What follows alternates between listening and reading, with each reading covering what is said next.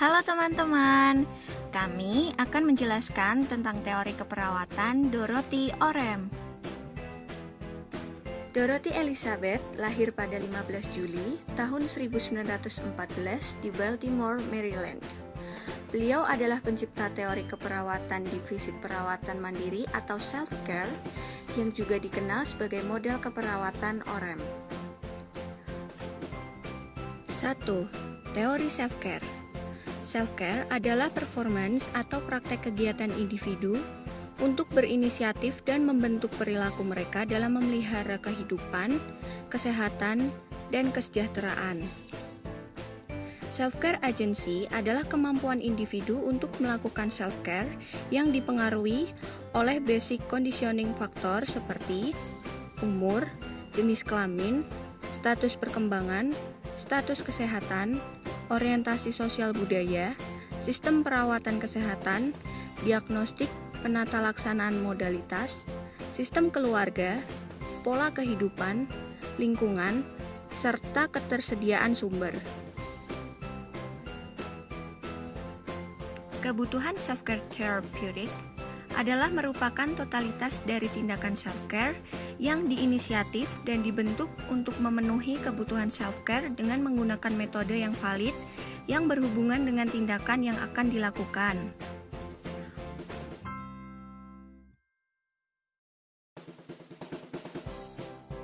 Orem mengidentifikasikan 3 kategori self-care requisite.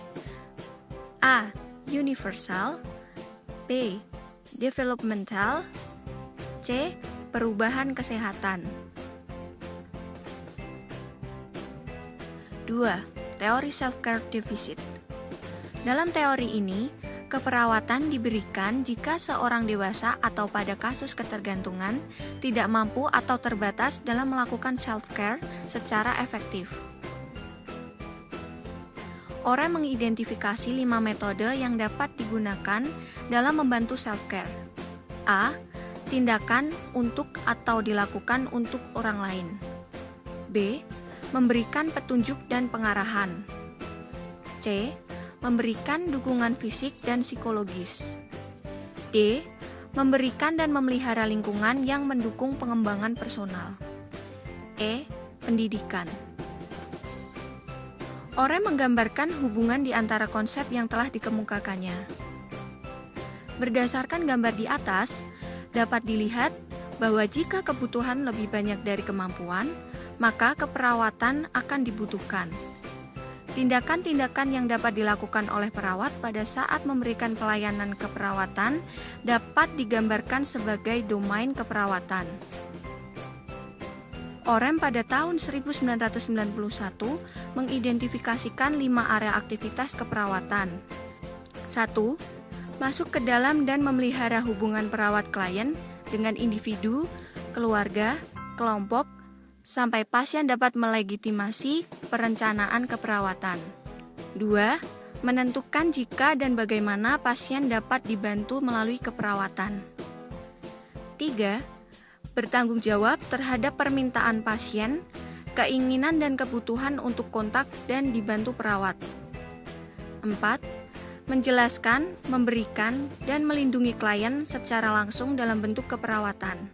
5. Mengkoordinasikan dan mengintegrasi keperawatan dengan kehidupan sehari-hari klien atau perawatan kesehatan lain jika dibutuhkan serta pelayanan sosial dan edukasional yang dibutuhkan atau yang akan diterima. 3. Teori nursing system.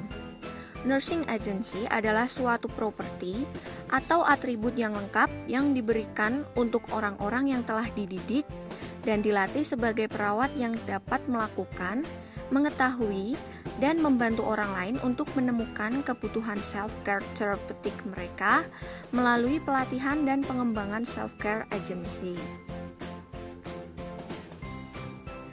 A. Wholly compensatory system.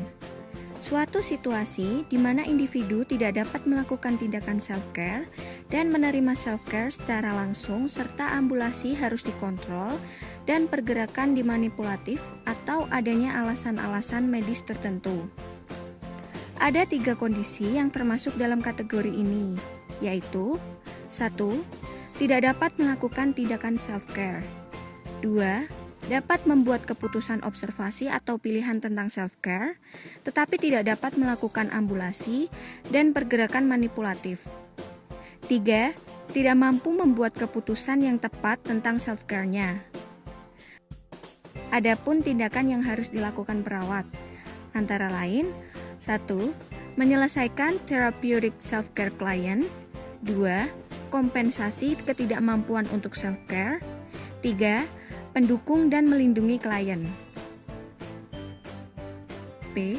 Party Compensatory Nursing System. Suatu situasi di mana antara perawat dan klien melakukan perawatan atau tindakan lain dan perawat atau pasien mempunyai peran yang besar untuk mengukur kemampuan melakukan self-care. Adapun tindakan yang harus dilakukan perawat, antara lain menjalankan beberapa kegiatan self-care, kompensasi keterbatasan klien untuk self-care, membantu klien sesuai kebutuhan, dan juga ada tindakan pasien, antara lain menjalankan self-care measure, kemudian mengatur kemampuan self-care, dan menerima asuhan dan bantuan dari nurse. Menjalankan self-care measure tidak hanya dilakukan pasien, tetapi juga dilakukan perawat.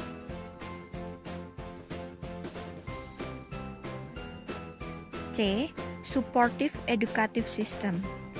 Pada sistem ini, orang dapat membentuk atau dapat belajar membentuk internal ataupun eksternal self-care, tetapi tidak dapat melakukannya tanpa bantuan. Hal ini juga dikenal dengan Supportive Developmental System.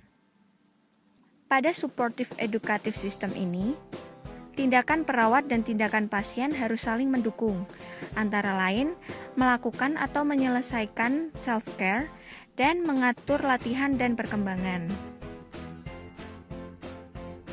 Sekian penjelasan dari kelompok kami. Terima kasih dan sampai jumpa.